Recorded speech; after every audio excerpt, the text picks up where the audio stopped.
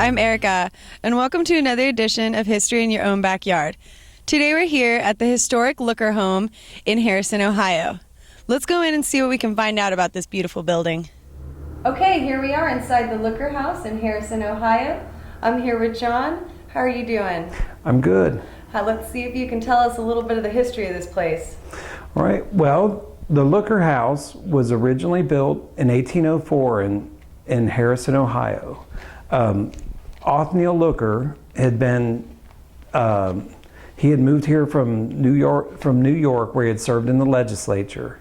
He came here with his oldest son, and they spent about a year. They purchased the land for that this home was on originally, and they built this home.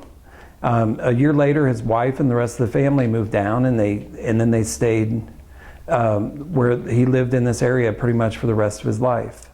It was originally built on 480 acres of land down in Harrison. 1962, they were going to be tearing the house down because they were building a community center, and they donated the house to the Village Historical Society so that it could be preserved. And so they took the house apart, basically board by board. They marked all the parts. They stored the house in a lady's garage, or in her barn, and then they reconstructed the home 8 years later on this land where the house currently sits. And this house, they gave them this spot because it was very similar to the original location the house was on.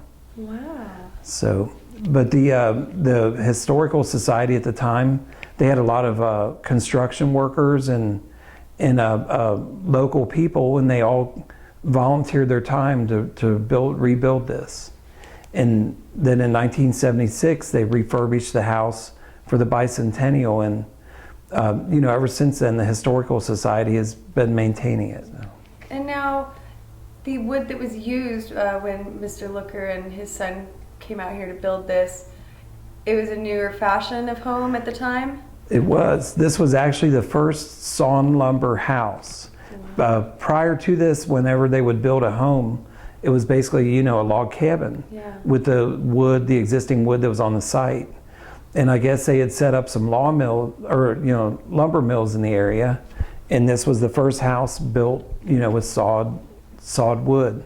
And then he served in the Revolutionary War. He ended up serving in the legislature in New York for a few years, and then they moved here. He ended up eventually, he got in the Ohio legislature, and then he was appointed governor when the original governor moved on to become the Postmaster General of the United States. Wow. And then he did lose his re-election campaign, and he came back and eventually ended up in the Ohio Senate later. He was re-elected to the Senate. And then he lived in this area where he served as a minister. He was a judge in an appellate court. He was an attorney. So now his wife also, her brother actually is one of the signers on the Declaration of Independence? Yes.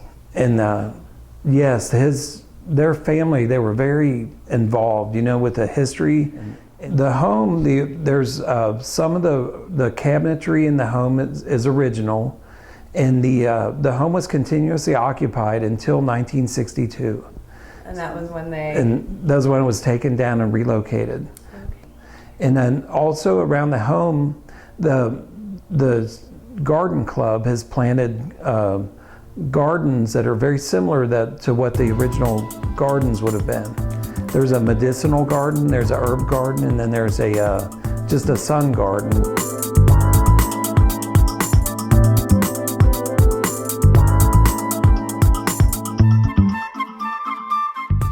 Well, thank you so much, John, for sharing all these little facts with us.